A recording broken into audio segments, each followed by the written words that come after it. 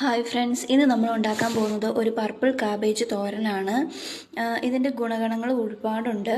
അത് നമുക്ക് ഈ വീഡിയോയിൽ നമുക്ക് പറഞ്ഞു തരാം. ഞാൻ ഉപ്പും മഞ്ഞളും ഇട്ട വെള്ളത്തിൽ ഒരു 2 മണിക്കൂറോളം റെസ്റ്റ് ചെയ്യാൻ വെച്ചിട്ടാണ് നമ്മൾ ഈ കാബേജ് എടുക്കുന്നത്. ആദ്യം നമ്മളൊരു പാൻ ചൂടാക്കാനായിട്ട് വയ്ക്കണം. അതിലേക്ക് ആവശ്യത്തിന് എണ്ണ ഒഴിച്ചതിന് ശേഷം കടുക് പൊട്ടിക്കുക. കടുക് പൊട്ടിച്ചതിന് ശേഷം നമ്മളൊരു 10 ചെറിയ ഉള്ളിയോളം എടുത്തിട്ടുണ്ട്. ചെറിയ ഉള്ളിയും ഒരു 2-3 വെളുത്തുള്ളി എടുത്തിട്ടുണ്ട്, നല്ലതാണ്.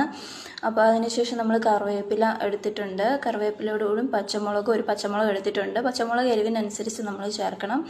അതിനുശേഷം ഒരു മഞ്ഞൾപ്പൊടിയും കൂടി ഇട്ടിട്ടുണ്ട്. നന്നായി ഇളക്കി യോജിപ്പിച്ച ശേഷം നമ്മൾ നമ്മുടെ ഇവിടെ അരിഞ്ഞു വെച്ചിരിക്കുന്ന കാബേജ് ഇതിലേക്ക് ചേർത്ത് കൊടുക്കാം. അതിനുശേഷം നമ്മൾ ഇതിലേക്ക് കാബേജ് ഒന്ന് ഇളക്കി കൊടുക്കണം.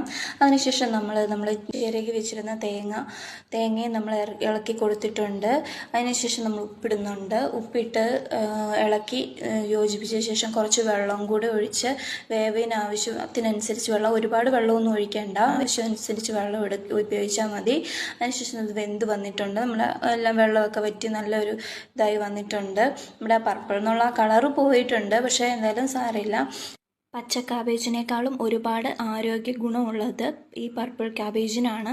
അതിനോടൊപ്പം തന്നെ ഇതിൻ്റെ രുചി വ്യത്യസ്തമായ ഒരു രുചി തന്നെയാണ്. നല്ല ടേസ്റ്റാണ് ഇത് കഴിക്കാൻ. പിന്നെ അതുപോലെ തന്നെ ഇതിൻ്റെ ഗുണം എന്ന് പറഞ്ഞിട്ടുണ്ടെങ്കിൽ നമ്മുടെ കണ്ണുകളെ സംരക്ഷിക്കുന്നതും ശരീരഭാരം കുറയ്ക്കുന്നതും നമ്മുടെയൊക്കെ യുവത്വം നിലനിർത്താൻ സഹായിക്കുന്നതും, അതുപോലെ തന്നെ നമുക്ക് വയറ്റിലൊക്കെ ഉണ്ടാകുന്ന അൾസർ എന്ന് പറയുന്ന ഒരു രോഗമുണ്ട്, അതിനെ തടയാനും എല്ലുകളുടെ ആരോഗ്യം മെച്ചപ്പെടുത്താനും നമ്മുടെയൊക്കെ ശരീരത്തിൽ മെറ്റബോളിസം കൂട്ടാനും ഇത് ഹെൽപ്പ് ചെയ്യുന്നുണ്ട്.